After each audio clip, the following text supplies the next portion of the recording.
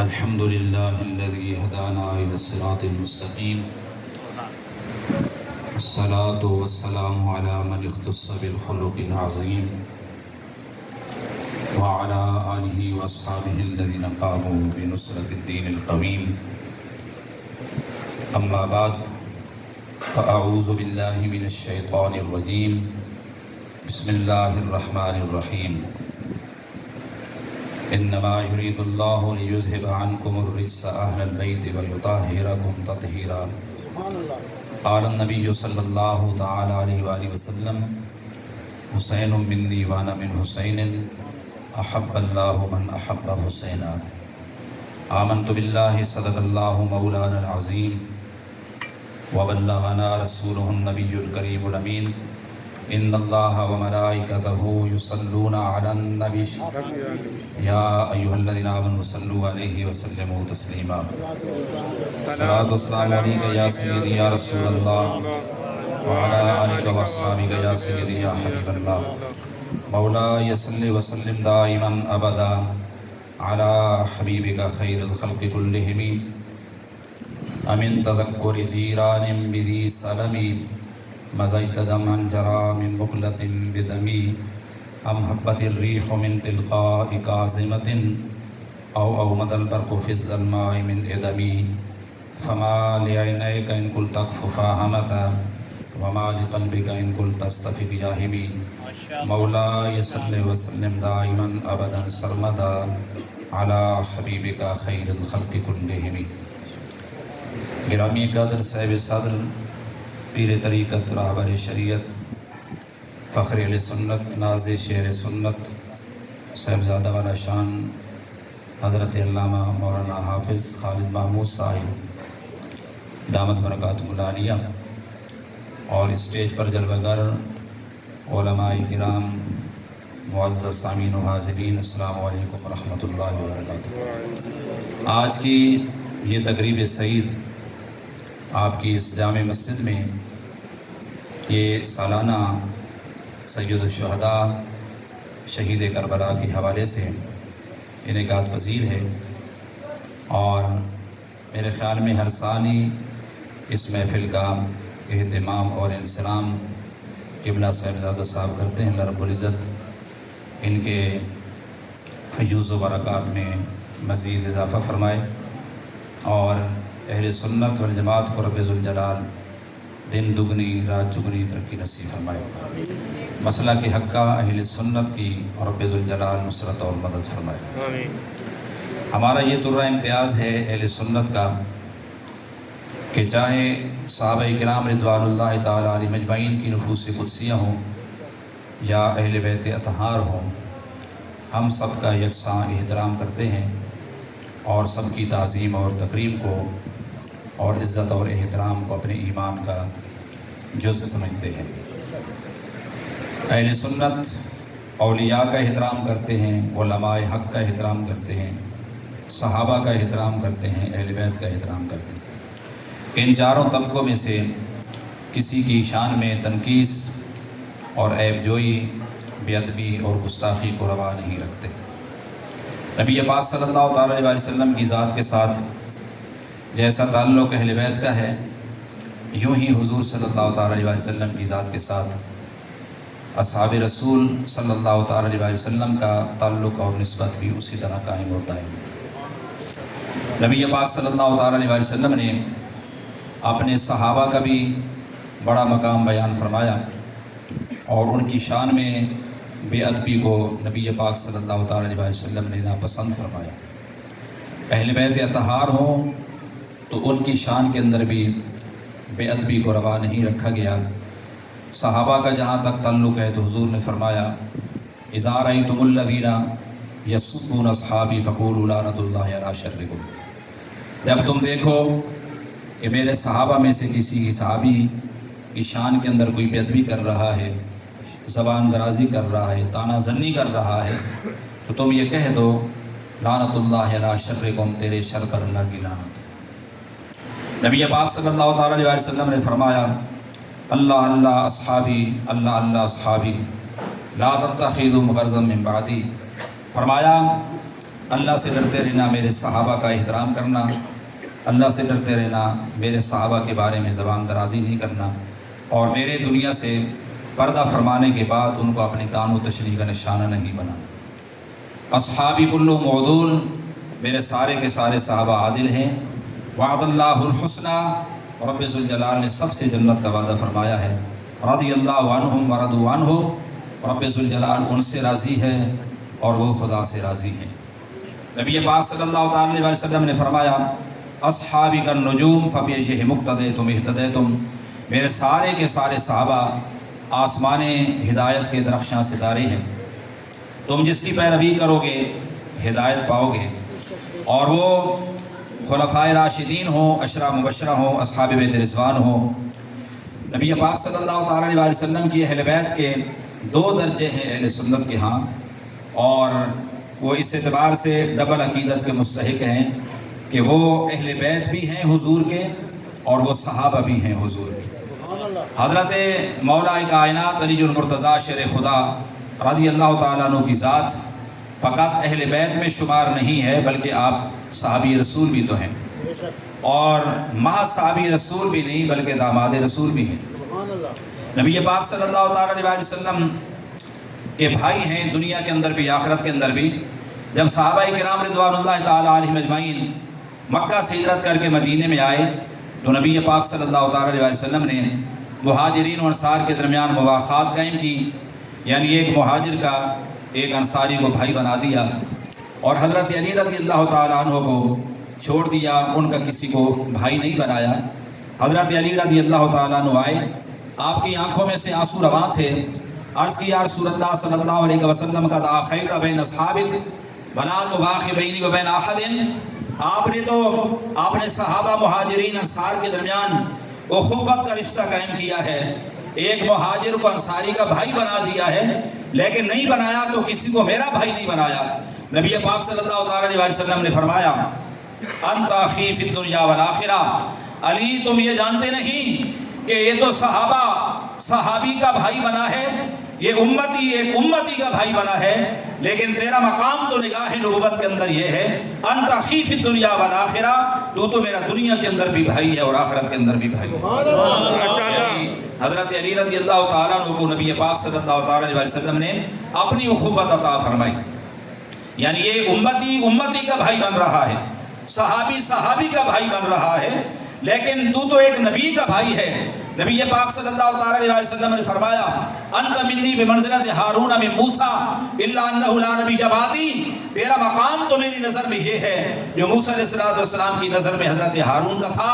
فقط اتنا فرق ہے کہ ہارون موسیٰ علیہ السلام کا بھائی بھی تھا اور ہارون اللہ کا نبی بھی ہے۔ تو اللہ کے پیغمبر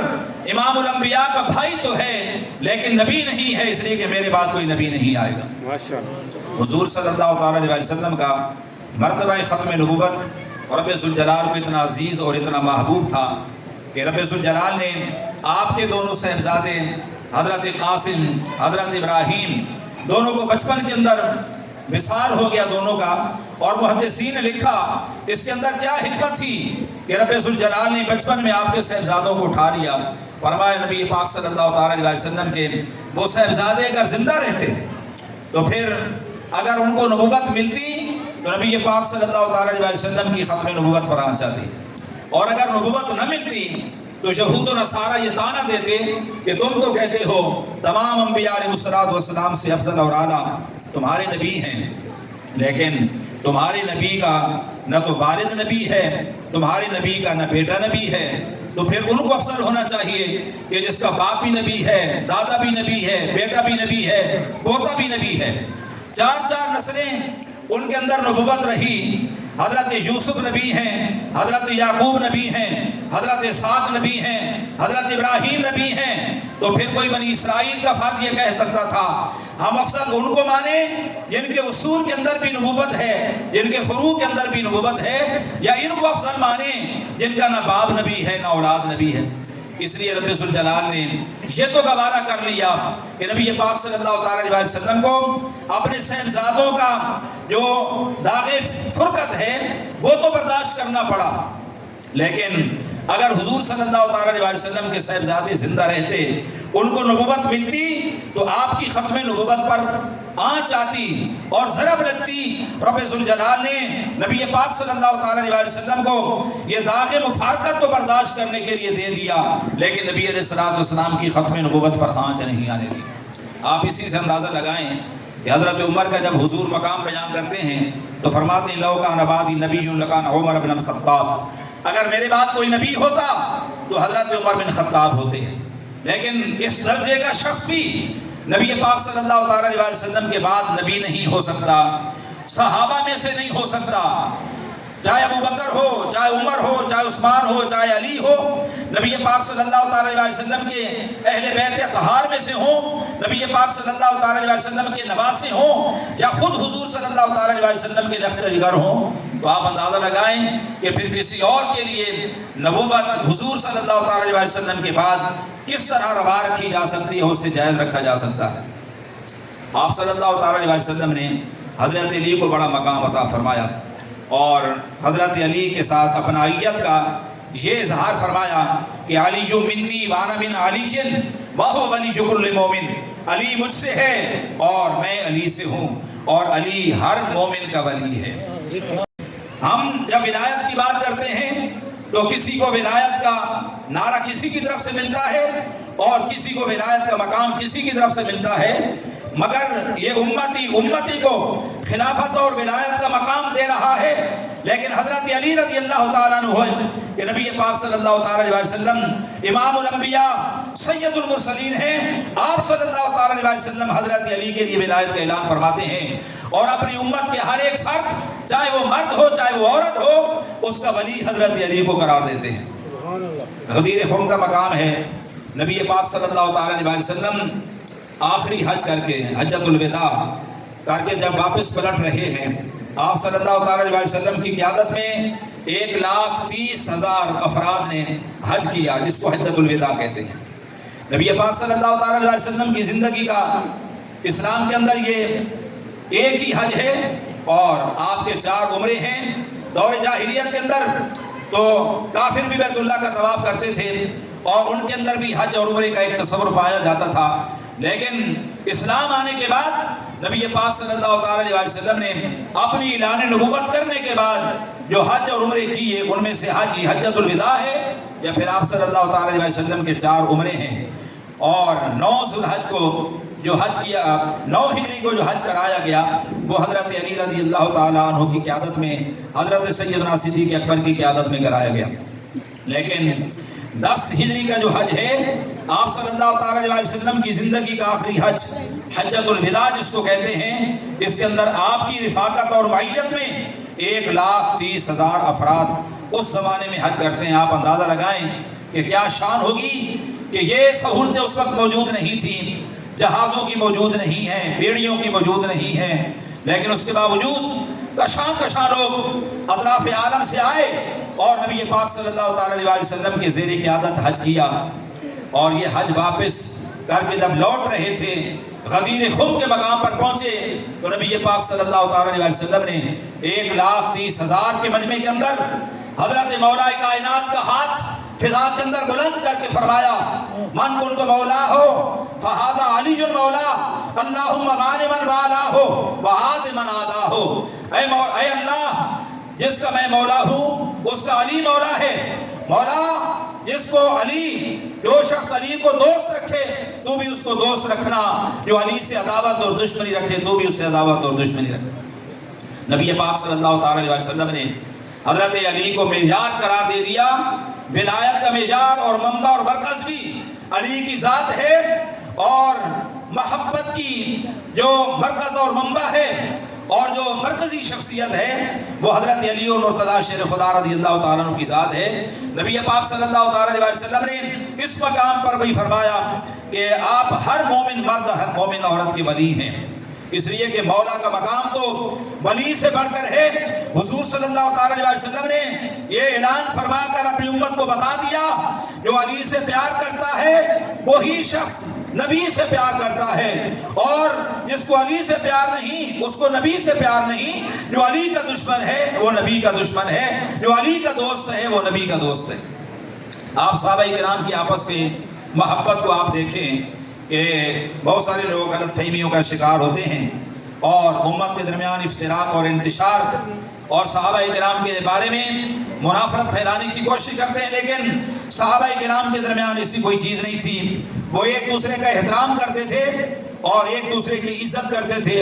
اور ایک دوسرے کے مرتبے اور مقام کو مانتے تھے اور تسلیم کرتے تھے۔ یہی موقع ہے غدیر خم کا کہ جہاں حضرت علی کے لیے ولایت عامہ کا اعلان ہو رہا ہے۔ 1,30,000 کے مجمع کے اندر سب سے پہلے خطاب کا بیٹا حضرت عمر کھڑے ہوئے، انہوں نے کہا ہنیئن ابن ابی طالب انتا ولی کل مومن و مومنۃ، اے علی بن ابی طالب آپ کو مبارک ہو کہ آپ کو اللہ کے نبی نے مولا کا درجہ عطا فرمایا ہے اور آپ کا یہ مقام عطا فرمایا ہے کہ آپ ہر صبح ہر شام کرتے ہیں تو اس حال میں کرتے ہیں کہ آپ ہر مومن مرد کے بھی ولی ہوتے ہیں اور آپ ہر مومن عورت کے بھی ولی ہوتے ہیں۔ یہ سب سے پہلے مبارک حضرت عمر بن خطاب رضی اللہ تعالیٰ عنہ نے حضرت علی رضی اللہ تعالیٰ عنہ کو دی۔ آپ اس سے اندازہ لگائیں کہ نبی پاک صلی اللہ تعالیٰ علیہ وسلم کے اس صحابی حضرت عمر کو حضرت علی رضی اللہ تعالیٰ عنہ کے ساتھ کتنا پیار تھا، کتنی محبت تھی۔ اور یہ حضرت علی ہی ہیں کہ خلفائے ثلاثہ کے دور میں چاہے سیدنا صدیق اکبر کی خلافت ہو تو حضرت علی ان کے بھی مشیر ہیں، عمر فاروق کی خلافت ہو تو حضرت علی ان کے بھی مشیر ہیں، حضرت عثمان کی خلافت ہو تو حضرت علی ان کے بھی مشیر ہیں۔ اور عمر بن خطاب رضی اللہ تعالیٰ عنہ نے اپنی خواہش کا اظہار کیا مولا علی سے اپنی خلافت کے دوران میں اور رشتہ مانگا حضرت علی سے۔ اور حضرت عمر رضی اللہ تعالیٰ عنہ اس وقت 8 شادیاں کر چکے تھے، یکے بعد دیگرے، ہر ایک شادی سے آپ کی اولاد تھی، 2 3 4 لیکن جب حضرت علی سے رشتہ مانگا اور یہ کہا کہ مولا علی آپ جانتے ہیں مجھے نہ کوئی بیویوں کی کمی ہے نہ کوئی اولاد کی کمی ہے، مگر اس کے باوجود بھی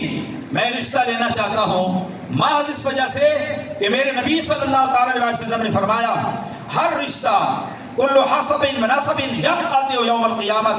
الا حسبی وناسبی، ہر رشتہ ہر تعلق قیامت کے دن ٹوٹ جائے گا۔ یوم یفر المرء من اخیہ وامہ وابیہ وصاحبتہ وبنیہ، اس دن تو باپ اپنی اولاد کو چھوڑ جائے گا، اس دن تو ماں بھی اپنے بیٹوں کو چھوڑ جائے گی، اس دن شوہر اپنی بیوی کو چھوڑ دے گا، بھائی اپنے بھائی سے جدا ہو جائے گا، تارے عنکبوت کی طرح یہ خون کے رشتے بکھر جائیں گے اور ٹوٹ جائیں گے۔ لیکن اس دن اگر کوئی رشتہ قائم رہے گا تو ایمان کا رہے گا، اسلام کا رہے گا۔ حضور نے فرمایا ہر رشتہ ٹوٹ جائے گا سوائے میرے رشتے کے کہ میرا تعلق، میری نسبت، میرا رشتہ قیامت کے دن بھی نہ ٹوٹے گا نہ چھوٹے گا۔ حضرت عمر نے کہا میں اس لیے آپ کی ذات سے رشتہ قائم کرتا ہوں تاکہ آپ کی وساطت سے نبی پاک صلی اللہ علیہ وسلم کے رشتے کے اندر منسلک ہو جاؤں۔ تو حضرت ام کلثوم کا رشتہ جو فاطمی سیدہ ہیں، حضرت ام کلثوم حضرت علی کی بیٹی ہیں اور حضرت خاتون جنت حضرت فاطمہ الزہرا رضی اللہ تعالی عنہا کی بیٹی ہیں، ان سے نکاح حضرت علی رضی اللہ تعالیٰ عنہ نے حضرت خلیفہ وقت عمر فاروق رضی اللہ تعالیٰ عنہ کا کر دیا، محض ان کی اس خواہش پر کہ ان کی یہ خواہش اور آرزو ہے کہ یہ نبی پاک صلی اللہ تعالیٰ علیہ وسلم کے رشتے کے اندر منسلک ہو جائیں اور اس سلسلہ الذہب کے اندر یہ جو سونے کی چین ہے اس کے اندر حضرت عمر کا بھی شمار ہو جائے۔ تو آپ اس سے اندازہ لگائیں کہ کتنی اخوت ہوگی، کتنی محبت ہوگی، کتنا بھائی چارہ ہوگا اور کتنی اپنائیت ہوگی جو ایک دوسرے کو منصب بھی دے رہے، مبارکیں بھی دے رہے اور ایک دوسرے کے ساتھ رشتے بھی کر رہے ہیں۔ تو یہ ان کے درمیان کوئی ایسا لڑائی جھگڑے کا ماحول نہیں تھا۔ حضرت عثمان غنی رضی اللہ تعالیٰ عنہ کے گھر کا جب محاصرہ ہوتا ہے تو سب سے پہلے جو آپ کی چوکھٹ پر، آپ کے دروازے پر پہرے دار کھڑے تھے حضرت عثمان غنی رضی اللہ تعالیٰ عنہ کی حفاظت میں، ان میں سے ایک کا نام امام علی مقام امام حسن تھا اور دوسرے کا نام امام علی مقام امام حسین تھا۔ حملہ حضرت عثمان پر ہو رہا ہے، مولا علی نے اپنے دونوں بیٹے بھیجے، فرمایا خبردار کوئی تیر، کوئی نیزہ، کوئی تلوار عثمان غنی تک نہ پہنچنے پائے۔ دروازے کی ایک سائڈ پر حضرت امام حسن کھڑے ہو گئے اور ایک سائڈ پر حضرت امام حسین کھڑے ہو گئے اور پہلا خلیفہ ثالث حضرت عثمان غنی رضی اللہ تعالیٰ عنہ کو دے رہے ہیں۔ آپ اس سے اندازہ لگائیں کہ کیا ماحول ہے ان کے درمیان اور کتنی اپنائیت ہے اور کتنی اخوت ہے اور کتنا بھائی چارہ ہے۔ ایک دوسرے پر جانیں نچھاور کی جا رہی ہیں، ایک دوسرے پر جانیں قربان کرنے کا جذبہ موجود ہے، اور ایک دوسرے کے ساتھ رشتے کیے جا رہے ہیں، اور کسی ایک کی خلافت ہے تو دوسرے کو وزارت دی جا رہی ہے، اور اعلیٰ سے اعلیٰ منصب اسے فراہم کیا جا رہا ہے۔ صحابہ کرام کے درمیان ایسا لڑائیوں والا، جھگڑوں والا، منازعت والا، مشاجرت والا کوئی ماحول نہیں تھا، نہ ہی کسی صحابی کی کسی صحابی سے ذاتیات کی بنیاد پر کوئی دشمنی اور اناد کی بنیاد پر کوئی مخالفت تھی۔ ہاں کہیں اختلاف رائے پایا گیا تو محض وہ دین کی خاطر تھا اور امت کے احوال کی اصلاح کی خاطر تھا، ذاتیات کی بنیاد پر نہیں تھا۔ نبی پاک صلی اللہ علیہ وسلم نے حضرت علی کو ایک مقام یہ بھی عطا فرمایا، 7 ہجری ہے اور خیبر ہے جو فتح ہونے کا نام نہیں لیتا۔ یکے بعد دیگرے کئی سپہ سالار شہید ہو جاتے ہیں، اور نبی پاک صلی اللہ علیہ وسلم کو اطلاع دی جاتی ہے فلاں سپہ سالار بھی شہید ہو گیا، یا رسول اللہ آج تو فلاں بھی شہید ہو گیا، یا رسول اللہ آج تو فلاں بھی شہید ہو گیا۔ حضور نے فرمایا لَوْتِيَنَّ هَذِهِ الرَّایَةَ غَدًا رَجُلًا يَفْتَحُ اللَّهُ عَلَىٰ يَدَيْهِ يُحِبُّ اللَّهَ وَرَسُولَهُ وَيُحِبُّهُ اللَّهُ وَرَسُولُهُ۔ آج تک تو جو سپہ سالار شہید ہوتے رہے، کل صبح میں ایسے شخص کے ہاتھ میں جھنڈا تھماؤں گا کہ رب ذوالجلال اس کے ہاتھ پر خیبر کو فتح فرما دے گا۔ فرمایا اس کی علامت، اس کی نشانی یہ ہے کہ وہ اللہ اس کے رسول سے محبت کرتا ہے، اللہ اس کا رسول اس سے محبت کرتا ہے۔ یہ دونوں جہتیں محب کی بھی اور محبوب کی بھی نبی پاک صلی اللہ علیہ وسلم نے بیان کر دی کہ علی کی ذات وہ ہے، اللہ اس کے رسول کی محب بھی ہے، اور علی کی ذات وہ ہے، اللہ اس کے رسول کی محبوب بھی ہے۔ جب یحب اللہ ورسولہ فرمایا تو یہ اللہ اس کے رسول کے محب علی ہیں، اور یحبہ اللہ ورسولہ جب فرمایا تو علی کو محبوب کا درجہ دیا گیا۔ یہ محبوب خدا بھی ہیں اور یہ محبوب مصطفیٰ بھی ہیں، علی محب خدا بھی ہے اور محب مصطفیٰ بھی ہے۔ جب اگلی صبح آتی ہے، حضرت علی کے بارے میں حضور نے فرمایا جب سارے کے سارے صحابہ جمع ہیں، کیونکہ آپ نے ایک مبہم سا اعلان فرمایا کہ لَوْتِيَنَّ هَذِهِ الرَّایَةَ غَدًا رَجُلًا، ایک شخص کے ہاتھ میں کل جھنڈا دوں گا۔ اب اس میں ہر صحابی امید لگا کر بیٹھا ہے کہ شاید یہ سعادت میرے ہاتھ میں آئے، کیونکہ فتح کی خوشخبری تو حضور نے سنا دی ہے۔ اس کا یہ مطلب ہے کہ جس کے ہاتھ میں مصطفیٰ جھنڈا تھماتے ہیں لازماً اس کو فتح تو ہو جانی ہے، کیوں نہ میرے ہاتھ میں یہ سعادت آئے۔ ہر صحابی یہ تمنا اور آرزو لے کر حضور کی بارگاہ میں حاضر ہوتا ہے۔ حضور نے صحابہ کو اس مجمع پر نظر دوڑائی، فرمایا اینا علی بن ابی طالب، علی بن ابی طالب کہاں ہیں؟ کہنے لگے یا رسول اللہ آج شعبے چشم کے مریض ہیں، ان کی آنکھیں دکھتی ہیں اور آنکھوں میں بڑی تکلیف ہے اور درد ہے۔ نبی پاک صلی اللہ علیہ وسلم نے فرمایا علی کو لایا جائے میرے پاس۔ حضرت علی کو بلایا گیا، نبی پاک صلی اللہ علیہ وسلم نے لعاب دہن حضرت علی کی آنکھوں پر لگایا، سارے کا سارا درد اور تکلیف اسی وقت کافور ہو گیا، اور جھنڈا ان کے ہاتھ میں تھمایا۔ فرمایا علی خیبر کا میدان رب ذوالجلال تیرے ہاتھ سے فتح کرنا چاہتا ہے۔ اور تاریخ گواہ ہے اس بات کی، تاریخ گواہ اس بات کی کہ خیبر جو آج تک فتح نہیں ہوا تھا، تابڑ توڑ حملے کیے گئے، بڑے بڑے جرنیل صحابہ لڑے، لیکن اللہ کو مقصود اور مطلوب یہ تھا کہ اسد اللہ الغالب شیر خدا کے ہاتھ پر خیبر فتح ہو۔ چنانچہ حضور کی بشارت کے مطابق حضرت علی رضی اللہ تعالیٰ عنہ کے ہاتھ پر خیبر فتح ہو گیا۔ یہ مقام حضرت علی کا ہے، اور حضرت خاتون جنت فاطمہ الزہرا رضی اللہ تعالیٰ عنہ کے جب نکاح کا وقت آتا ہے تو بڑے بڑے صحابہ نے خواہش کی کہ حضرت خاتون جنت سے نکاح کریں اور یہ سعادت حاصل کریں، جو کہ حضور کی 4 صاحبزادیاں ہیں، حضرت رقیہ، حضرت ام کلثوم، حضرت زینب، حضرت فاطمہ الزہرا رضی اللہ تعالیٰ عنہ۔ لوگ یہاں بھی تھوڑا سا مغالطہ دیتے ہیں کہ حضور کی ایک ہی بیٹی ہے، اور یہ قرآن کی نص کے خلاف ہے۔ قرآن اس بات کو تسلیم نہیں کرتا کہ حضور کی ایک بیٹی ہے، اس لیے کہ یا ایھا النبی قل لازواجک وبناتک ونساء المؤمنین، قرآن کریم نے فرمایا محبوب آپ حکم دے دیجئے اپنی ازواج مطہرات کو بھی اور اپنی بیٹیوں کو بھی اور مسلمان خواتین کو بھی۔ تو یہاں بنات کا ذکر فرمایا، جیسے ازواج جمع ہے زوج کی، اور اسی طریقے سے بنات جمع ہے بنت کی۔ اگر حضور کی ایک بیٹی ہوتی تو قرآن بنت فرماتا، حضور کی بیٹیاں ایک سے زائد تھیں تو قرآن نے بنات جمع کا صیغہ استعمال کیا ہے۔ تو ہم کیسے مانیں کہ حضور کی بیٹی ایک ہے؟ حضور کی بیٹیاں 4 ہیں، اور حدیث کی کو تو بھری پڑی ہیں۔ کوئی بھی حدیث کی کتاب اٹھائیں، نبی پاک صلی اللہ تعالیٰ علیہ وسلم کی آل و اولاد کا آپ چیپٹر کھولیں تو آپ کو ملے گا حضور کی بیویوں کی پوری فہرست آ جائے گی، اور نبی پاک صلی اللہ تعالیٰ علیہ وسلم کی بیٹیوں اور بیٹوں کی پوری فہرست آ جائے گی۔ آپ کی ٹوٹل 7 اولاد تھی نبی علیہ السلام کی، جس میں سے 4 بیٹیاں تھیں اور 3 بیٹے تھے، 4 بیٹیاں اور 3 بیٹے۔ تو آپ صلی اللہ تعالیٰ علیہ وسلم کی سب سے زیادہ چہیتی بیٹی، سب سے لاڈلی، سب سے پیاری حضرت خاتون جنت فاطمہ الزہرا رضی اللہ تعالیٰ عنہ۔ اور حضرت عائشہ صدیقہ رضی اللہ تعالیٰ عنہ فرماتی ہیں کہ جب حضرت فاطمہ آتی تو نبی پاک صلی اللہ تعالیٰ علیہ وسلم اپنے مسند پر کھڑے ہو جاتے ہیں، اور یہ اپنے باپ کو اس کی بیٹی کی محبت سکھائی جا رہی ہے۔ حضور نے عمل کر کے دکھایا تاکہ میرا امتی بھی اس پر عمل کرے کہ بیٹیوں کا کیا درجہ ہے۔ یہ دور جاہلیت نہیں ہے کہ بیٹیوں کو زندہ درگور کر دیا جائے، اور بیٹیوں کے لیے شفقت ہے۔ حضور کھڑے ہو کر اپنی بیٹی کا استقبال فرماتے ہیں، حالانکہ مقام تو باپ کا ہی بلند ہے، مگر یہ شفقت کا غلبہ ہے، اولاد کے ساتھ محبت کا جذبہ ہے۔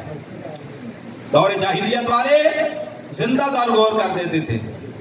اور اپنے ہاتھوں کڑا کھود کر اپنی نور نظر لخت جگر اپنی بیٹی کو دفنا دیتے تھے۔ لیکن آمنہ کے لال عبداللہ کے در یتیم نے اپنی بیٹی کو یہ درجہ دیا، مقام دیا کہ جب فاطمہ الزہرا سامنے آتی ہیں، ظاہر ہوتی ہیں، آپ اپنے مسند پر کھڑے ہوتے ہیں۔ حضرت فاطمہ حضور کا ہاتھ چومتی ہیں، اور حضور صلی اللہ تعالیٰ علیہ وسلم بڑھ کر اپنی بیٹی کی پیشانی چوم لیتے ہیں، اپنی جگہ پر حضرت فاطمہ کو بٹھاتے ہیں، اور حضرت عائشہ فرماتی ہیں، یہ مقام بیان کر رہی ہیں حضرت فاطمہ کا، اور یہ مسلمانوں کی ماں ہے۔ آپ دیکھیں کہ ان کو حضرت فاطمہ سے کتنی محبت تھی عائشہ صدیقہ رضی اللہ تعالیٰ عنہا کو، کہ حضرت فاطمہ کا وہ مقام جو باقی لوگوں سے مخفی ہے حضرت عائشہ ہی جانتی ہیں۔ حضرت عائشہ کے دل کے اندر کوئی ایسی بات ہوتی، حسد ہوتا، بغض ہوتا، جلن ہوتی حضرت فاطمہ کے بارے میں، تو یہ بات تو فقط حضرت عائشہ کو پتہ تھی، کسی اور کے سامنے بیان نہ کرتے، مگر حضرت فاطمہ کے مقام کو اجاگر کیا، اور فرماتی ہیں میں نے دیکھا حضور کھڑے ہو گئے، میں نے دیکھا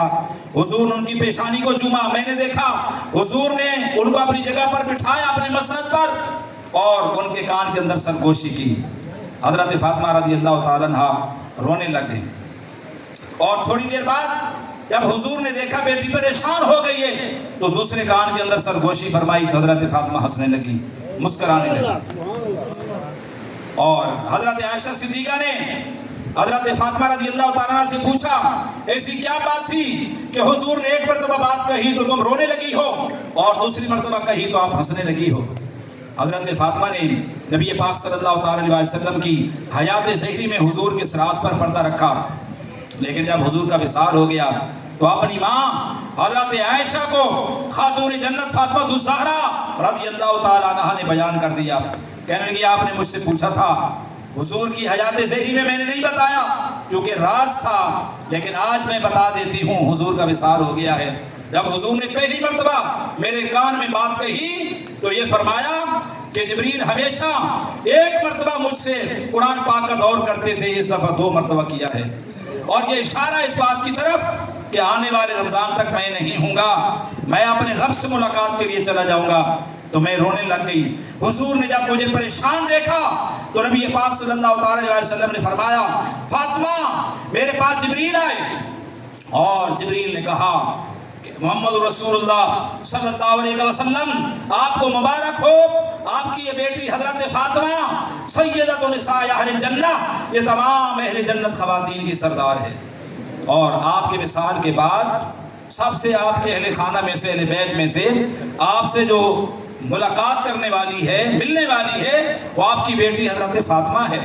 تو فرماتی ہیں پھر میں خوش ہو گئی کہ نبی پاک صلی اللہ تعالیٰ علیہ وسلم کے وصال کے بعد سب سے پہلے میری اپنے باپ سے ملاقات ہوگی۔ چنانچہ تاریخ نے ثابت کیا کہ حضور کے وصال کے ٹھیک 6 مہینے بعد حضرت خاتون جنت فاطمہ الزہرا کا وصال ہو جاتا ہے۔ اور یہ مقام حضرت عائشہ نے بیان کیا کہ حضرت فاطمہ کا مقام یہ ہے کہ حضور نے فرمایا یہ میری بیٹی سیدۃ النساء اہل جنہ ہے، اور اہل جنت آپ کو پتہ ہے کہ حضور کی امت کی صرف خواتین نہیں ہوں گی، اہل جنت تو حضرت آدم کی امت میں سے بھی خواتین ہوں گی، حضرت نوح کی امت میں سے بھی ہوں گی، حضرت ابراہیم کی امت میں سے ہوں گی، حضرت موسیٰ حضرت عیسیٰ کی امت میں سے ہوں گی۔ ہر ایک نبی کی ذات پر ایمان لانے والے مسلمان مرد بھی تھے، مسلمان خواتین بھی تھیں، وہ کسی بھی نبی کی امت سے تعلق رکھنے والی مومن عورت ہو، مگر ہر مومن عورت اہل جنت کی سردار رسول اللہ کی بیٹی حضرت فاطمہ الزہرا ہی ہوتی۔ ماشاءاللہ۔ یہ مقام کس نے بیان کیا حضرت فاطمہ کا؟ حضرت عائشہ صدیقہ رضی اللہ تعالی عنہا نے۔ تو آپ اس سے اندازہ لگائیں کہ حضرت عائشہ کو حضرت فاطمہ سے کتنا پیار تھا، ان کے ساتھ کتنی محبت تھی۔ اور ان کا جب رشتہ مانگنے کے لیے تو مانگا حضرت ابوبکر نے بھی، حضرت فاطمہ کا رشتہ مانگنے کو تو مانگا حضرت عمر نے بھی، لیکن نبی پاک صلی اللہ علیہ وسلم نے فرمایا اے ابوبکر میں جانتا ہوں تیرا مقام میری نظر میں کیا ہے، لیکن فاطمہ کی نکاح اور شادی کے بارے میں قضا نہیں اتری۔ حضرت عمر نے خواہش کی، حضور نے فرمایا قضا نہیں اتری، لیکن جب مولا علی کی بات آتی ہے رسول اللہ صلی اللہ علیہ وسلم نے از خود پیغام بھیجا، حضرت مولا علی کو طلب کیا اور مولا علی کو بلا کر حضرت خاتون جنت فاطمہ الزہرا کا نکاح ان سے کرایا۔ آپ کو کیا اندازہ ہوتا ہے کہ یہ فیصلہ پہلے آکاش کی بلندیوں پر کیا گیا ہے، آسمانوں کی رفعتوں پر کیا گیا، اور اس کے بعد نبی پاک صلی اللہ علیہ وسلم کو حکم ہوا کہ فاطمہ کا نکاح مولا علی سے فرشتوں کی جھرمٹ میں جماعت میں کر دیا گیا ہے، اپنے صحابہ کے مابین بٹھا کر فاطمہ کا نکاح حضرت علی سے کر دیا جائے۔ سبحان اللہ۔ یہ حضرت علی سے نکاح حضرت فاطمہ کا قضاء الہی کے مطابق ہوا ہے۔ اور جب حضرت فاطمہ دلہن بن کر رخصت ہوتی ہیں حضرت علی کے گھر کی طرف، تو حضرت عبداللہ بن عباس کہتے ہیں کانت اللیلۃ التی صفت فیہا فاطمہ الی علی والنبی صلی اللہ علیہ وسلم امامہا وجبرائیل عن یمینہا ومیکائیل عن یسارہا وسبعون الف ملک من خلفہا یسبحون اللہ ویکبرونہ ویقدسونہ۔ فرماتے ہیں جب حضرت فاطمہ دلہن بن کر روانہ ہو رہی تھی تو اس بارات کو لیڈ کرنے والے حضور صلی اللہ علیہ وسلم خود تھے۔ آگے آگے بارات کے حضور چل رہے تھے، بارات کی دائیں طرف حضرت جبریل چل رہے تھے، بارات کی بائیں طرف حضرت میکائیل چل رہے تھے، اور اس بارات کے پیچھے 70,000 فرشتے شامل تھے صحابہ مہاجرین و انصار کے ساتھ۔ اور ہماری باراتوں کے ترانے کچھ اور ہوتے ہیں، خاتون جنت کی بارات کا ترانہ یہ تھا یسبحون اللہ ویکبرونہ۔ فرشتے جماعت کے اندر بارات میں چل رہے تھے، رب ذوالجلال کی تسبیح بھی بیان کر رہے تھے، تکبیر بھی بیان کر رہے تھے، اور اللہ رب العزت کی حمد و ثنا بھی کر رہے تھے۔ اس شان سے حضرت فاطمہ کو نبی پاک صلی اللہ علیہ وسلم کے گھر سے رخصت کیا گیا مولا علی کے گھر کی طرف۔ اور ان فاطمہ کے بارے میں حضور نے فرمایا فاطمہ تو بدعۃ منی او بدعۃ منی، دونوں طرح پڑھا جاتا ہے اس حدیث کو، بدعۃ منی او بدعۃ منی۔ اعراب کا فرق ضرور ہے لیکن معنی ایک ہی ہے کہ فاطمہ میرا جزو بدن ہے، اور بدعۃ کا اطلاق اگر آپ تقسیم کریں تو یہ 3 سے لے کر 9 تک اس کا اطلاق ہوتا ہے کسی بھی چیز پر، جس کا مقصد یہ ہے کہ وجود مصطفیٰ کے اگر 10 حصے ہوں تو ان میں سے 9 حصے تو حضرت فاطمہ الزہرا رضی اللہ تعالیٰ عنہا ہے۔ اس کا مطلب کیا ہے کہ میرے پورے وجود کے اندر ظاہر میں بھی، باطن میں بھی، قالب میں بھی، قلب میں بھی، اور روح میں بھی، جگر میں بھی، اور دل میں بھی اگر آپ دیکھو تو میرے پورے وجود کے اندر 9 حصے محبت حضرت فاطمہ الزہرا کی پنہا ہوگی اور پوشیدہ ہوگی۔ اور اس خاتون جنت سے تولد پاتے ہیں حسنین کریمین، امام علی مقام حضرت امام حسن اور امام حسین رضی اللہ تعالیٰ عنہ۔ 3 ہجری میں حضرت امام حسن کی پیدائش ہوتی ہے، اور یہ رمضان المبارک کا مہینہ تھا، اور 4 ہجری کے اندر امام علی مقام حضرت امام حسین رضی اللہ تعالیٰ عنہ پیدا ہوئے، اور آپ صلی اللہ تعالیٰ علیہ وسلم کا وصال 11 ہجری کے آغاز کے اندر ہے، اور 3 ہجری میں امام حسین پیدا ہوئے۔ تو آپ اندازہ لگا سکتے ہیں کہ حضور کے وصال کے وقت حضرت امام علی مقام امام حسن کی عمر کیا ہوگی اور حضرت امام حسین کی عمر کیا ہوگی۔ مگر حضور کے وصال کے وقت دونوں بچے تھے، اور بچپنا تھا دونوں کا، اور نبی پاک صلی اللہ علیہ وسلم جب بھی حضرت فاطمہ کے دروازے سے گزرتے ہیں حسنین کریمین کا دیدار کر کے گزرتے ہیں اور پوچھتے ہیں حضرت فاطمہ سے میرا بیٹا کہاں ہے، میرا بیٹا کہاں ہے۔ حضرت خاتون جنت پیش کر دیتی امام حسن امام حسین کو، جب تک حضور دیکھ نہیں لیتے حضرت فاطمہ کا دروازہ کراس کر کے مسجد نبوی کی طرف نہیں جاتا، اور حضور نے اپنی بیٹی کا حجرہ اپنے حجرے کے ساتھ متصل بنایا، جہاں آپ نے دیکھا ہوگا جن کو سعادت نصیب ہوئی ہے حج اور عمرے کی، جہاں صفہ کا وہ تھلہ ہے اس کے ساتھ والا جو کمرہ ہے یہی حجرہ فاطمہ تھا، اور جہاں حضور کا روضہ اقدس ہے یہ حجرہ عائشہ تھا۔ تو حجرہ عائشہ اور حجرہ فاطمہ دونوں متصل ہیں۔ نبی پاک صلی اللہ علیہ وسلم کو اتنا گوارا نہیں ہوا کہ اپنی بیٹی کو اپنے نواسوں کو ایک کمرہ، دو کمرے، چار کمرے کے فاصلے پر دور رکھیں اور پھر ایک ہی بیچ میں دیوار ہے، مگر نبی پاک صلی اللہ علیہ وسلم نے اس میں سے بھی کھڑکی نکال لی۔ رات کو بھی جس وقت امام علی مقام امام حسین کی ذات ستاتی اور تڑپاتی، رسول اللہ رات کے کسی بھی پہر میں کھڑکی کھول کر ان کو دیکھ لیا کرتے تھے۔ خطبہ دے رہے ہیں نبی پاک صلی اللہ علیہ وسلم، نعرہ تکبیر، خطبہ دے رہے ہیں، اور خطبے کے دوران کسی بھی خطیب کو آپ نے دیکھا ہوگا کتنا ہی پیارا اس کا بیٹا کیوں نہ ہو، مگر خطبے کے دوران، تقریر کے دوران کبھی ممبر پر آپ نے اس کو گود میں نہیں دیکھا ہو۔ لیکن یہ خاصان خدا کا یہ مقام ہے کہ نبی پاک صلی اللہ علیہ وسلم خطبے کے دوران بھی اپنے بیٹوں کو اپنی ران پر اور اپنی گود پر بٹھا لیا کرتے تھے۔ ایک موقع پر حضرت امام حسن نبی پاک صلی اللہ علیہ وسلم کی گود میں بیٹھے ہیں اور حضور باز فرما رہے ہیں۔ نبی پاک صلی اللہ علیہ وسلم باز فرماتے ہیں، ایک نظر مجمع پر دوڑاتے ہیں اور دوسری نظر پلٹ کر اپنے لخت جگر حضرت امام حسن کو دیکھتے ہیں۔ صحابہ کا جو مجمع ہے ان کو بھی اندازہ ہو گیا کہ حضرت امام حسن کا کیا مقام ہے۔ نبی پاک صلی اللہ علیہ وسلم کی نگاہ میں بار بار حضور ہمیں بھی دیکھتے ہیں اور بار بار حضور امام حسن کو بھی دیکھتے ہیں۔ آپ نے فرمایا ان ابنی ھذا سید ولعل اللہ ان یصلح بہ بین فئتین عظیمتین من المسلمین، میرا یہ بیٹا سردار ہوگا اور اللہ رب العزت اس کی بدولت مسلمانوں کی دو بڑی جماعتوں کے درمیان صلح کرا دے گا۔ یہ حضور کی غیبی خبر بھی تھی کہ حضرت امیر معاویہ اور مولا کائنات حضرت علی المرتضیٰ شیر خدا رضی اللہ تعالیٰ عنہ کے درمیان جو جنگیں ہوئیں اور اس کے بعد مسلمانوں کے درمیان جو اختلاف ہوا، انتشار ہوا، اس کو ختم بھی تو نبی پاک صلی اللہ علیہ وسلم کے سنخت جگر نور نظر امام علی مقام امام حسن نے کیا، اور حضور نے کئی سال پہلے یہ بشارت دے دی کہ مسلمانوں کی دو بڑی جماعتوں کے درمیان میرا یہ بیٹا صلح کرائے گا اور یہ میرا بیٹا سردار ہے۔ پتہ چلا جو روٹھے ہوئے لوگوں کے درمیان صلح کراتے ہیں وہ سنت امام حسن پر عمل کرتے ہیں، اور سردار کہلانے کی مستحق بھی وہی ہیں کہ جو دو لڑے ہوئے مسلمانوں کو آپس میں ملاتے ہیں۔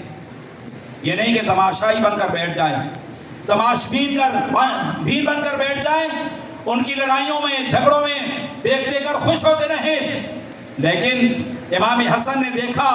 میرے باپ کی اور حضرت امیر معاویہ کی جنگ ہوئی، اور اس کے بعد نبی پاک صلی اللہ علیہ وسلم کی امت دو حصوں میں بٹ گئی، اپنا اقتدار قربان کر دیا۔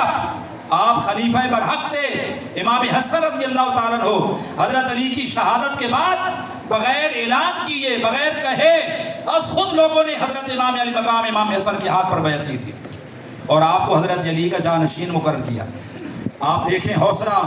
امام حسن کا، لوگ آج اقتدار کے لیے لڑتے ہیں، جھگڑتے ہیں، مرتے ہیں، کٹتے ہیں، پھٹتے ہیں، لیکن امام علی مقام نے اقتدار کو جوتے کی نوک پہ رکھا اور مسلمانوں کی اصلاح کو دیکھا کہ اگر میرے اقتدار قربان کرنے کے نتیجے میں میرے نانا کی امت اگر متحد ہوتی ہے تو میں قربانی دے دیتا ہوں۔ امام علی مقام امام حسن نے اقتدار اپنی خوشی اور رضا اور رغبت سے حضرت امیر معاویہ کے سپرد کر دیا، اور دو مسلمان جو دو حصوں میں اور دو گروہوں میں بٹے ہوئے تھے ان دونوں کو ایک کر دیا، اور نبی پاک صلی اللہ علیہ وسلم کی اس حدیث پر عمل کر کے دکھایا جو حضور نے بشارت دی تھی وَلَعَلَّ اللَّهَ أَن يُصْلِحَ بِهِ بَيْنَ فِئَتَيْنِ عَظِیمَتَيْنِ مِنَ الْمُسْلِمِينَ، مسلمانوں کی دو بڑی جماعتوں کے درمیان میرا یہ بیٹا صلح کرائے گا۔ اس سے یہ اندازہ بھی لگائیں کہ بین فئتین عظیمتین من المسلمین، یہ دو جماعتیں ہیں، ایک گروہ حضرت علی کا ہے اور ایک گروہ حضرت امیر معاویہ کا ہے، اور رسول اللہ کا فتویٰ کیا ہے؟ بین فئتین عظیمتین من المسلمین، حضور دونوں جماعتوں کو مسلمین ہی کہہ رہے ہیں۔ پتہ چلا چاہے حضرت امیر معاویہ کے ساتھ کوئی تھے وہ بھی مسلمان تھے، چاہے حضرت علی کے ساتھ تھے وہ بھی مسلمان تھے، کافر ان میں سے کوئی بھی نہیں تھا۔ یہ حضور نے فرمایا بین فئتین عظیمتین من المسلمین، یہ دو بڑی جماعتیں ہیں، یہ بھی حضور نے فرمایا۔ یہ دونوں جماعتیں مسلمان ہیں، چاہے جماعت علی کی ہے تو بھی مسلمان ہے، جماعت حضرت امیر معاویہ کی ہے تو بھی مسلمان ہے، اور آج تک یہی مسلمانوں کا اجماعی عقیدہ چلا رہا ہے کہ دونوں مسلمان ہیں۔ صحابی رسول ہونے کے ناطے سے دونوں کا احترام ہے۔ امت کو کسی کی وجہ سے گستاخی اور بے ادبی کرنے کی اور نہ تو کوئی حوصلہ افزائی کی جائے گی، اور نہ ہی جرأت ہونی چاہیے، اور نہ ہی ایسا کوئی ارادہ ہونا چاہیے، نہ اشارتاً نہ کنایتاً نہ صراحتاً کسی بھی صحابی کی نہ بے ادبی، نہ گستاخی، نہ تحقیر۔ ہر صحابی ہمارے لیے قابل تعظیم ہے، مولا علی ہوں تب بھی، خلفائے راشدین ہیں تب بھی، اہل بیت ہیں تب بھی، حضرت امیر معاویہ ہیں تو تب بھی۔ صحابی رسول ہونے کے ناطے سے ہم ان کا بھی احترام کرتے ہیں، صحابی رسول اور اہل بیت کے ناطے سے ہم ان کا بھی احترام کرتے ہیں۔ ہم نے رسول اللہ کی ذات کو دیکھا ہے کہ دونوں کے ساتھ تعلق جو ہے رسول اللہ کی ذات کا ہے، صحابیت کا ہے، اہل بیت کا ہے، حضور کی نسبت کی وجہ سے امت کے لیے دونوں قابل احترام ہے۔ باقی ان کے آپس میں اگر کوئی اختلاف ہے، اختلاف رائے ہے، تو اس کے جواب دہ ہم نہیں ہیں، وہ ہم سے نہیں پوچھا جائے گا قیامت کے دن، وہ ان سے پوچھا جائے گا، اور اس کے جواب دہ وہ خود ہیں۔ ہم بحیثیت امتی کے اور مسلمان کے دونوں کا احترام کریں گے، دونوں کی تعظیم بجا لائیں گے۔ حضرت امام علی مقام امام حسن کا مقام ہے، اور حضور اکرم صلی اللہ تعالی علیہ وسلم نے دونوں صاحبزادوں کو کیا چاہت عطا فرمائی، خطبے ان کے لیے ترک کر دیے، اپنی نمازوں کے سجدے ان کے لیے دراز کر دیے۔ اگر حسنین کریمین مسجد نبوی میں آتے ہیں، ڈگمگاتے ہیں، گر پڑتے ہیں، ابھی صحیح طریقے سے چلنا نہیں آتا، تو حضور منبر کو چھوڑ دیتے ہیں، اپنے ان نواسوں کو اٹھا لیتے ہیں، یہ ان کا مقام ہے۔ اور نبی پاک صلی اللہ تعالی علیہ وسلم نماز پڑھ رہے ہیں، حالت سجدہ میں ہیں، اور حسنین کریمین میں سے کوئی شخص اگر اس پر سوار ہو جاتا ہے، اللہ کی عبادت میں ہیں، سجدے میں ہیں، تو سجدہ دراز کر دیتے ہیں، سر نہیں اٹھاتے، کہیں ایسا نہ ہو کہ میرا نواسہ زمین پر گر پڑے۔ حضرت اسامہ بن زید رضی اللہ تعالیٰ فرماتے ہیں، ترکت النبی صلی اللہ تعالیٰ علیہ وآلہ وسلم ذات لیلۃ فی بعض الحاجہ، میں ایک رات اپنی ایک حاجت سے، کام سے نبی پاک صلی اللہ تعالیٰ علیہ وسلم کی خدمت میں حاضر ہوا۔ فخرج النبی صلی اللہ تعالیٰ علیہ وسلم وہو مشتمل لا شیء لا ادری ما ہوا، فرماتے ہیں جب میں نے دروازہ کھٹکھٹایا، نبی پاک صلی اللہ تعالیٰ علیہ وسلم اپنے حجرے سے باہر نکلے، تو مجھے محسوس ہوا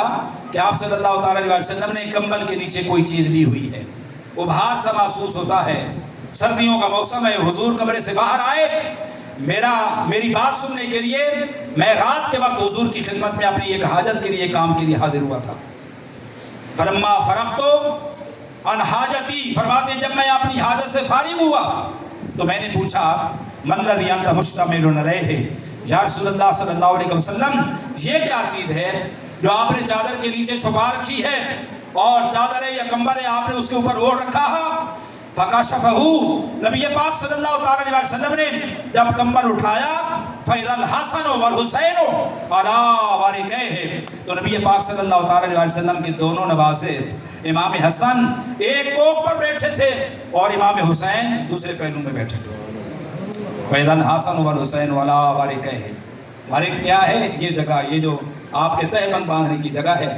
ایک طرف امام علی مقام امام حسین کو لیا ہوا ہے، اور ایک طرف امام علی مقام امام حسن کو لیا ہوا ہے۔ اوپر نبی علیہ السلام نے کمبل ڈھانپ رکھا تھا، حضرت اسامہ بن زید کے کہنے پر حضور نے کمبل اٹھا دیا اور فرمایا، ہذان ابنایا و ابنا ابنتی، فرمایا اے اسامہ یہ دونوں میرے بھی بیٹے ہیں اور میری بیٹی کے بھی بیٹے ہیں۔ جملے پر آپ غور کریں، ہذان ابنایا و ابنا ابنتی، حالانکہ بلا واسطہ تو حضرت فاطمہ کے بیٹے ہیں، اور حضور کے بیٹے ہیں مگر بالواسطہ، حضرت فاطمہ کے واسطے سے۔ مگر جب بنوت اور ربوبت کی نسبت کی بات آتی ہے تو رسول اللہ نے ان کا بیٹا ہونا پہلے اپنی طرف منسوب کیا اور بعد میں حضرت فاطمہ کی طرف منسوب کیا۔ فرمایا ہاذان ابنا یا ابنا ابنتی، اسامہ یہ پہلے میرے بیٹے ہیں اور بعد میں فاطمہ کے بیٹے ہیں۔ اور حالانکہ حضرت فاطمہ کے براہ راست بیٹے ہیں، ان کے بطن اقدس سے پیدا ہوئے ہیں، اور حضور سے تو نسبت ان کی حضرت فاطمہ کی وجہ سے ہے، مگر نبی علیہ السلام نے ان کو کس قدر اپنائیت عطا فرمائی کہ ان کا بیٹا ہونا پہلے اپنی طرف منسوب کیا اور بعد میں حضرت فاطمہ کی طرف منسوب کیا۔ اور اس کے بعد حضور نے دعا کی، اللہم انی احبہما فاحبہما واحب من یحبہما، اے اللہ میں ان دونوں سے محبت کرتا ہوں اور تو بھی ان دونوں سے محبت فرما، اے اللہ تو اس خوش نصیب سے بھی محبت فرما جو ان دونوں سے میرے نور نظر لخت جگر حسنین کریمین اور ان نواسوں سے محبت کرتا ہے۔ یعنی حضور صلی اللہ تعالیٰ علیہ وسلم نے اپنی پوری امت کے لیے بھی دعا کر دی، میری امت میں سے جو امام حسن سے محبت کرتا ہے مولا کریم تو اسے اپنا محبوب بنا لے، جو امام حسین سے محبت کرتا ہے مولا کریم تو اس کو اپنا محبوب بنا لے۔ جو امام علی مقام امام حسن سے محبت کرتا ہے وہ محبوب خدا بھی ہے، محبوب مصطفیٰ بھی ہے، اور جو امام حسین سے محبت کرتا ہے وہ محبوب خدا بھی ہے، محبوب مصطفیٰ بھی ہے۔ یہ بڑا مقام ہے امام علی مقام امام حسن کا بھی اور امام علی مقام امام حسین رضی اللہ تعالیٰ عنہ کا۔ نبی پاک صلی اللہ تعالیٰ علیہ وسلم نے فرمایا، حسین منی وانا من حسین احب اللہ من احب حسینا، حسین مجھ سے ہے اور میں حسین سے ہوں، اللہ اس سے محبت فرمائے اور اپنا محبوب بنا لے جو حسین سے محبت کرتا ہے۔ یہ انشائیہ بھی ہے اور یہ دعائیہ بھی ہے۔ یہ اگر جملہ دعائیہ ہو تو اس کا مطلب یہ حضور دعا فرما رہے ہیں کہ اے مولا جو میرے نواسوں سے محبت کرے میری دعا ہے کہ تو اسے اپنا محبوب بنا لے، اور اگر یہ خبر ہے تو اس کا مطلب یہ ہے دنیا میں رہ کر میرے نواسوں سے جس نے محبت کی امام حسن امام حسین سے، کل قیامت کے دن رب ذوالجلال اس کو اپنا محبوب کا درجہ عطا فرمائے گا، جو حسن سے محبت کرنے والا ہوگا، جو حسین سے محبت کرنے والا ہوگا۔ تو دوستو یہ بڑا مقام ہے امام علی مقام امام حسن امام حسین کا۔ رسول اللہ صلی اللہ تعالیٰ علیہ وسلم امام حسین سے اس لیے بھی زیادہ پیار کرتے تھے کیونکہ آپ کو ان کا انجام پتہ تھا کہ انہوں نے شہادت پانی ہے، انہوں نے میرا دین بچانا ہے، انہوں نے قربانیاں کربلا کے میدان کے اندر پیش کرنی، اور یہ اصغر کا جوان لاشا بھی انہوں نے اٹھانا ہے، اور حضرت قاسم جوان بھتیجے کا لاشا بھی انہوں نے اٹھانا ہے، اور حضرت علی اصغر کے معصوم گلے کے اندر ظالموں کے پیوست تیر بھی انہوں نے دیکھنے ہیں۔ اور یہ منظر یہ مقام نبی پاک صلی اللہ تعالیٰ علیہ وسلم کی نگاہ سے مخفی نہیں تھا۔ ترمذی شریف کی حدیث ہے، حضرت ام سلمہ رضی اللہ تعالیٰ عنہ فرماتی ہیں نبی پاک صلی اللہ تعالیٰ علیہ وسلم نے فرمایا، اتانی جبرائیل فاخبرنی ان ابنی ھذا سیقتل بارض یقال له کربلا فمن ادرکہ منکم فلینصرہ۔ فرمایا میرے پاس جبریل آئے اور جبریل نے آ کر مجھے خبر دی ہے کہ میرے اس بیٹے کو ایسی سرزمین پر قتل کر دیا جائے گا، شہید کر دیا جائے گا جس سرزمین کا نام کرب و بلا ہے۔ کرب بھی ہے بلا بھی ہے، کرب مانا تکلیف ہے، بلا مانا آزمائش ہے۔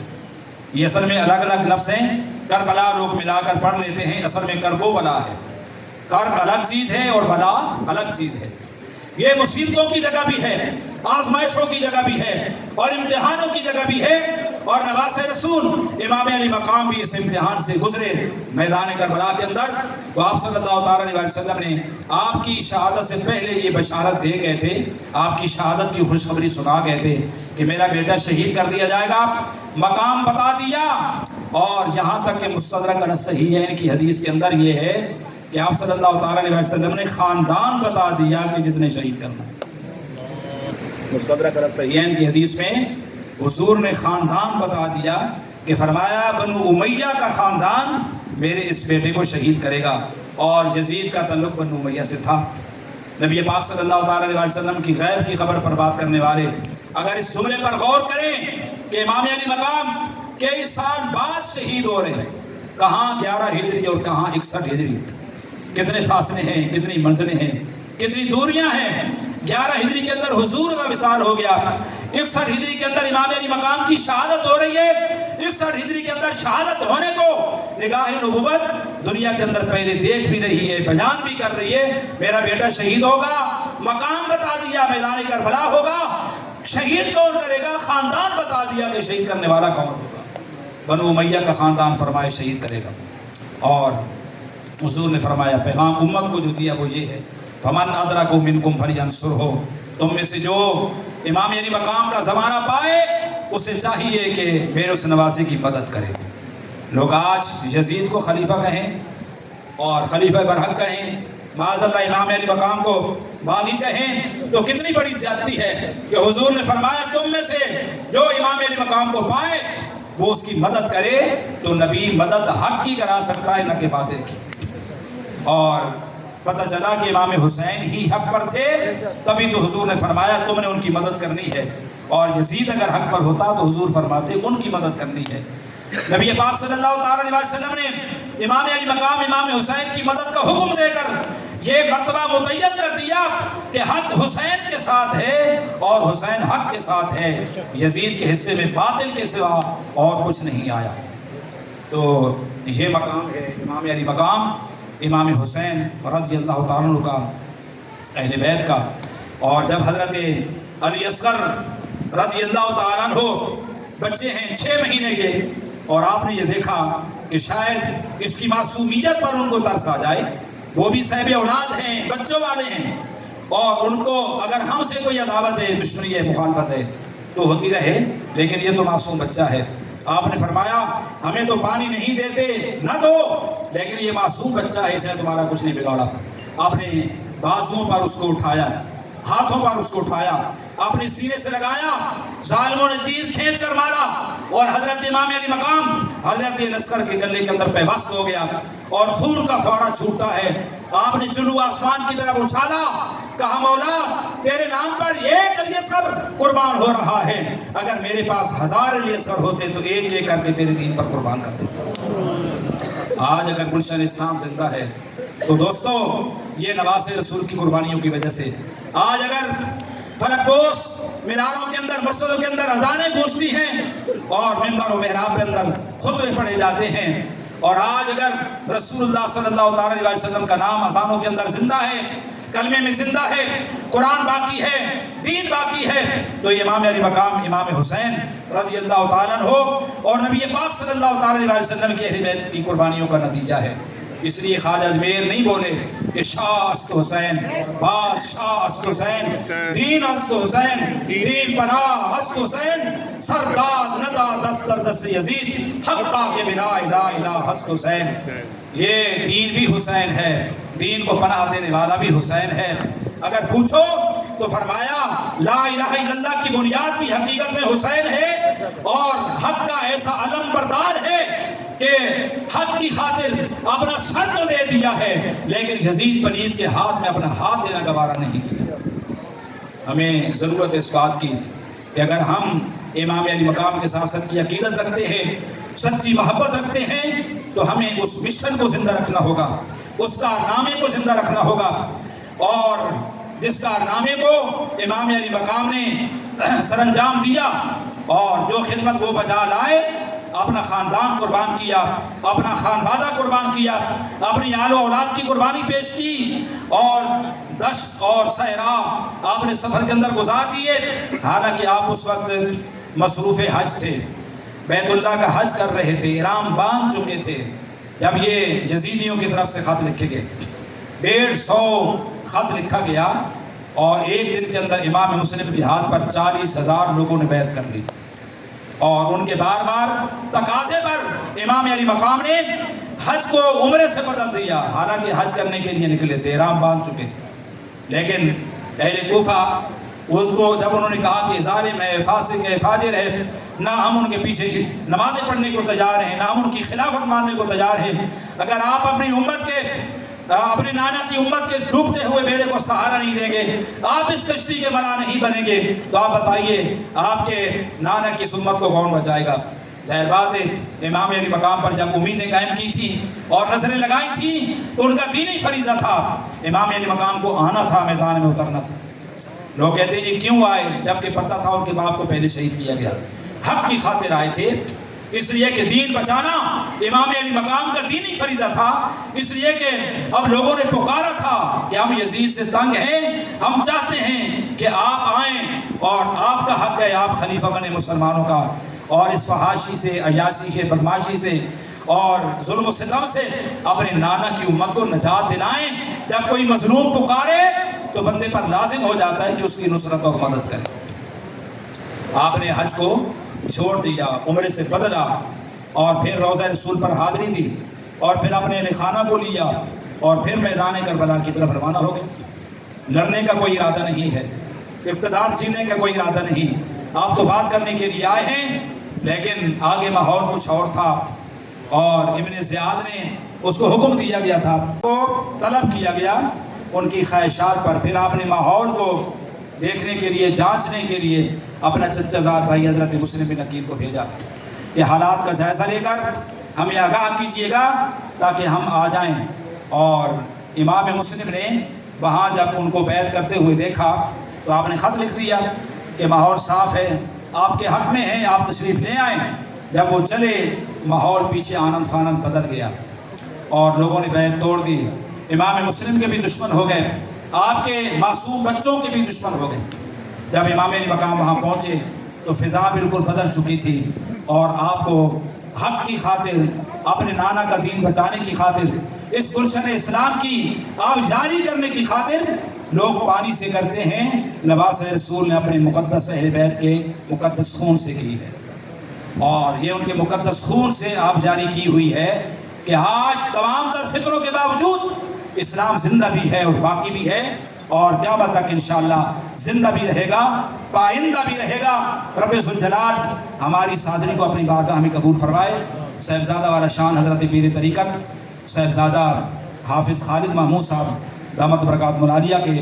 ان خدمات کو رب ذوالجلال جو آپ کی مسلکی اور مذہبی اور ملی خدمات ہیں اپنی بارگاہ میں قبول فرمائے، ان کا سایہ تادیر ہمارے سروں پر قائم اور دائم رکھے۔ وآخر دعوانا ان الحمدللہ رب العالمین۔